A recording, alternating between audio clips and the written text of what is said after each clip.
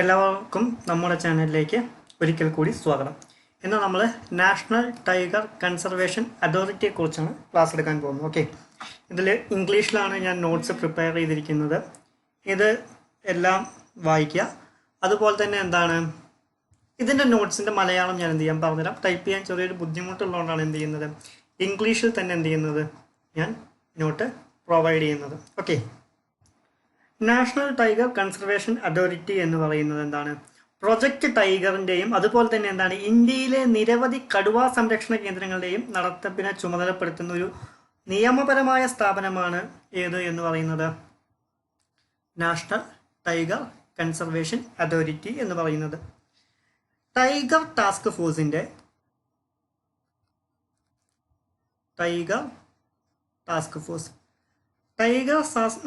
Task ഫോഴ്സിൻ്റെ ശുപാർശയെ തുടർന്ന് 2005 ഡിസംബറിലാണ് ഇത് സ്ഥാപിച്ചത്.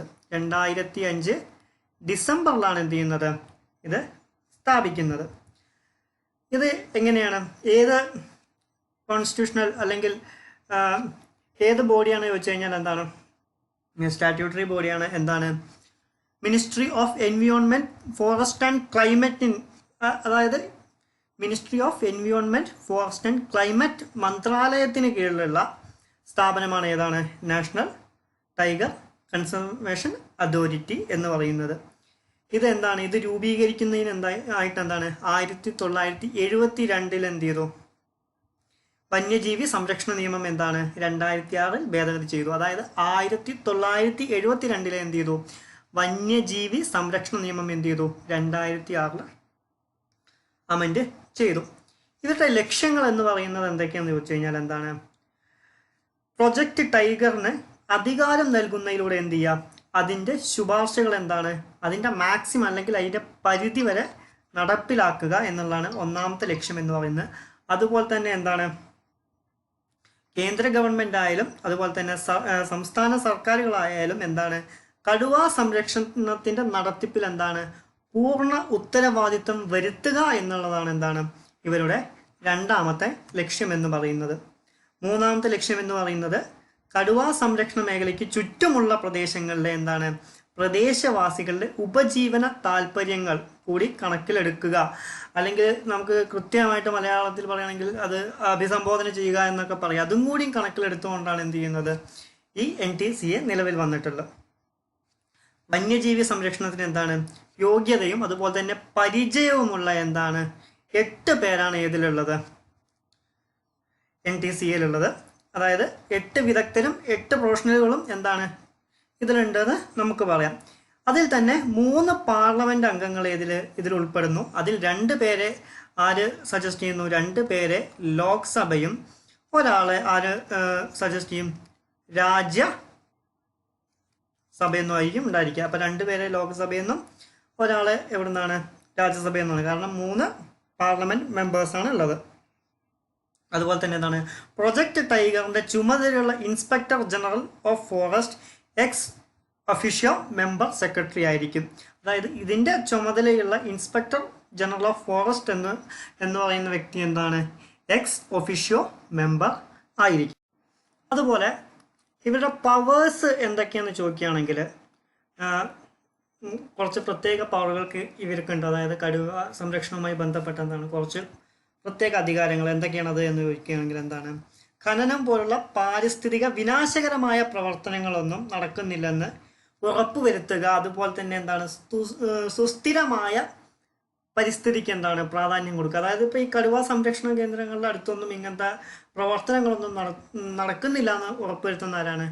NTCA ആണ് ഉറപ്പുവരുത്തുന്നത്. അതുപോലെ തന്നെ രണ്ടാമത്തെ ലക്ഷ്യം എന്താണെന്ന് ചോദിച്ചു കഴിഞ്ഞാൽ ഭാവിയിലെ സംരക്ഷണ പദ്ധതികൾ, ഭാവിയിൽ കടുവയെ എങ്ങനെ സംരക്ഷിക്കണം, അതുപോലെ തന്നെ കടുവയുടെ കടുവാ ജനസംഖ്യ എങ്ങനെ കണക്കാക്കണം, അതുപോലെ വേട്ടയാടൽ, മറ്റ് നിയമവിരുദ്ധ പ്രവർത്തനങ്ങൾ എന്നിവ പോലുള്ള അസ്വാഭാവികമായ സംഭവങ്ങളെ കുറിച്ചുള്ള പഠനം, അതുപോലെ തന്നെ പ്രകൃതിദത്ത ഇരകളെ കുറിച്ചുള്ള റിപ്പോർട്ടുകളെ കുറിച്ച് പഠിക്കുക, അതിൻ്റെ സംരക്ഷണം, ഇതെല്ലാം NTCAയിൽ അധിഷ്ഠിതമായിട്ടുള്ള കാര്യമാണ്.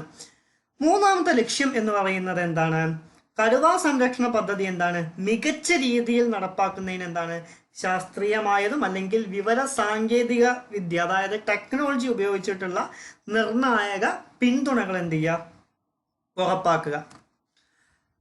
നാലാമത്തെ എന്ന് പറയുന്നത് എന്താണ് കടുവ സംരക്ഷണ കേന്ദ്രത്തിലെ ഉദ്യോഗസ്ഥരുടെയും അല്ലെങ്കിൽ അവർ വർക്ക് ചെയ്യുന്നവരുടെ എന്താണ് നൈപുണ്യ വികസനത്തിനായി എന്താണ് നിലവിലുള്ള ശേഷി വർദ്ധിപ്പിക്കാനുള്ള പരിപാടികൾ എന്ത് ചെയ്യുക അറേഞ്ച് ചെയ്യുക അല്ലെങ്കിൽ അത് സുഗമമാക്കി കൊടുക്കുക എന്നൊക്കെ നമുക്ക് മലയാളത്തിൽ പറയാം. ഏറ്റവും എളുപ്പമുള്ള രീതിയിൽ അല്ലെങ്കിൽ പെട്ടെന്ന് അങ്ങനെ എന്ത് ചെയ്യുക ചെയ്തു കൊടുക്കുക.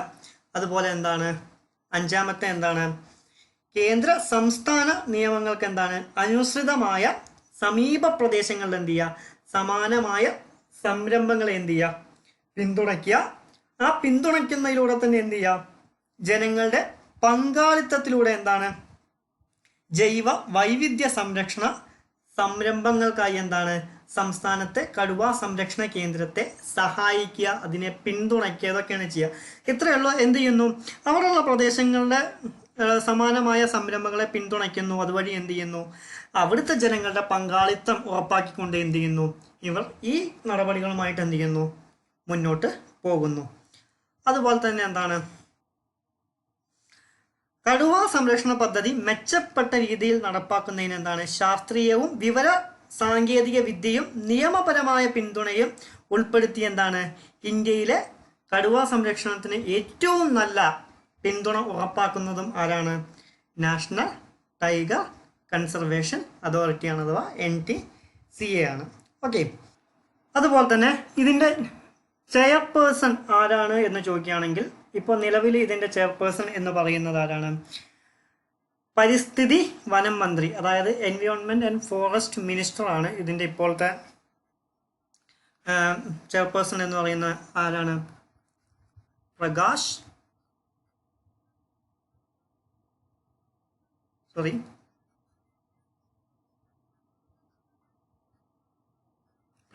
ജാവ്ദേക്കർ. അതുപോലെ തന്നെ നിലവിൽ എന്താണ് ഇപ്പം ഇന്ത്യയിൽ എന്താണ് 50ഓളം കടുവ സംരക്ഷണ കേന്ദ്രങ്ങളുണ്ട്. 2006 സ്ഥാപിതമായ അരുണാചൽ പ്രദേശിലെ കംലാങ്